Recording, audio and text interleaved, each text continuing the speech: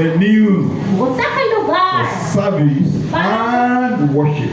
Pag-servisyo o pagdayon. And we said, O imonta, for you to serve and worship God, para kita posible yung mudayog sa Ginoo. God already provided every one of us Gihatagan na tatanan sa Ginoo with talent, sa lain-lain na ability, talent, sa abilidad, capacity, o kapasidad, and grace o grasya. to do different things. Nga bubuhat og lain-lain butang. And each one of us O kitang tanan.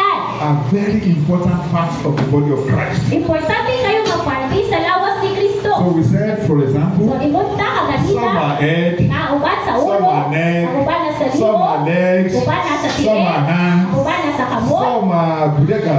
ang uban na sa tiyan. Just eating the blessing. Just put it there. Kanunay lang bukaon sa panalangin. Bodega. This is bodega.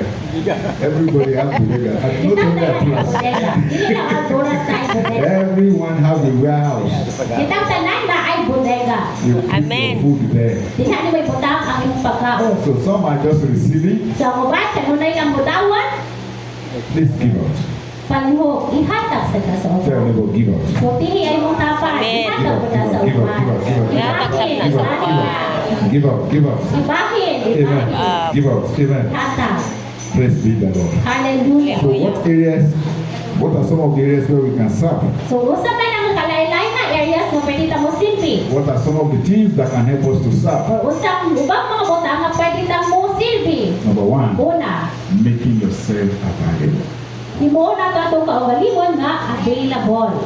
Amen. Amen. This is the greatest. Mo na ang pinakataas. Once you are not available, Kaya kung di ka available, no matter how talented you are, di sa roon sa mga katalente,